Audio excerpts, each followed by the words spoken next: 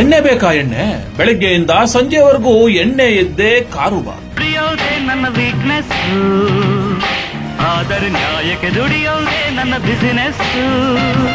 ಅಬಕಾರಿ ಇಲಾಖೆ ಇದೆಯಾ ಅನ್ನೋ ಅನುಮಾನ ಚಿಕ್ಕನಾಯಕನಹಳ್ಳಿ ತಾಲೂಕಿನ ರಾಮೇನಹಳ್ಳಿಯ ಮಹಿಳೆಯರು ಕೇಳ್ತಾ ಇದ್ದಾರೆ.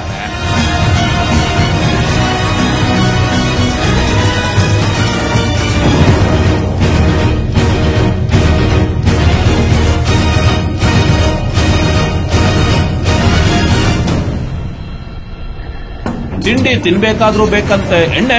ಮಧ್ಯಾಹ್ನದ ಊಟ, ರಾತ್ರಿ ಊಟಕ್ಕೆ ಎಣ್ಣೆ ಇಲ್ದಿದ್ರೆ ಊಟನೇ ಸೇರಲ್ವಂತೆ. ಎಲ್ಲಂದ್ರಲ್ಲಿ ಕುಡಿದು ಕುಡಿದು ತಟ್ಟಾಡ್ತಾರೆ ಈ ಊರಿನಲ್ಲಿ ಜನ. ಭೂಮಿ ಯಾಕೆ ತಿರುಗುತ್ತೈತೆ?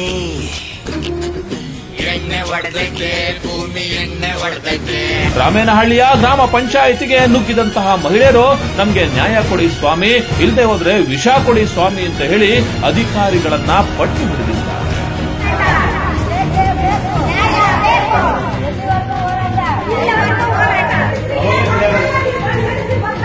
ಪಕ್ಕನೆ ಮಾಡ್ತಾರೆ ಸರ್, ಇಲ್ಲೇ ಪಕ್ಕ ಅಂಗಡಿಯಲ್ಲೇ ಮಾಡ್ತಾರೆ, ಪಂಚಾಯತ್ ಪಕ್ಕನೆ ಅಂಗಡಿ. ಪೊಲೀಸರು ಇರ್ಬೇಕಿಲ್ಲ, ಒಟ್ನಾಗ ಅವ್ರದೇ ತಪ್ಪು ಅಂತೀರಾ? ಒಲೆ ಕೊಡೆ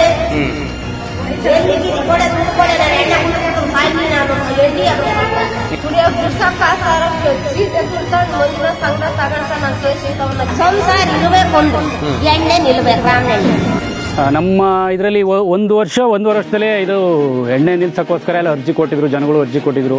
ಪಂಚಾಯತ್ಗೆ ರೆಗ್ಯುಲೇಷನ್ ಆಯಿತು. ಎಕ್ಸೈಸ್ ಡಿಪಾರ್ಟ್ಮೆಂಟವ್ರಿಗೆ ನೋಟಿಸು ಇಲ್ಲಿಂದ ಏನು ಕೊಡಬೇಕು ಅವರೆಲ್ಲ ಕೊಟ್ಟಿದ್ರು, ಸಲಹೆ ಮಾಡಿ ಸೂಚನೆ ಮಾಡಿದ್ರು, PDO ಅಧ್ಯಕ್ಷರೆಲ್ಲ ಸೇರಿ. ಅದ್ರ ಬಗ್ಗೆ ಕ್ರಮ ಯಾರು ಕೈಗೊಳ್ಳಲೇ ಇಲ್ಲ. ಇಲ್ಲಿ ಜನಗಳು ಹೆಣ್ಮಕ್ಳು ಬಂದು ನಮ್ಮ ಚೀಟಿ ಕಟ್ಟಕ್ಕೆ ದುಡ್ಡಿಲ್ಲ, ಮನೆಗೆಲ್ಲ ಕೂಡು ಬರ್ತಾರೆ, ಹಲವಾರು ಗಾಡಿ ಸ್ಕೂಲ್ ತಾವೆಲ್ಲ ಗಲಾಟೆ ಆಗ್ತೈತೆ ಅಂತ ಹೇಳ್ಬಿಟ್ಟು ಎಣ್ಣೆ ಮಾಡ್ತಿದ್ದಾರೆ ಅಂತ ಮಾಡ್ತಾ ಇದಾರೆ. ಎಲ್ಲ ಕಡೆಗೂ ಮಾಡ್ತಾವ್ರೆ, ಯಾರು ಕೇಳ್ತಾ ಇಲ್ಲ. ಪೊಲೀಸ್ನವ್ರು ಬಂದು ಕೇಳ್ತಿಲ್ಲ.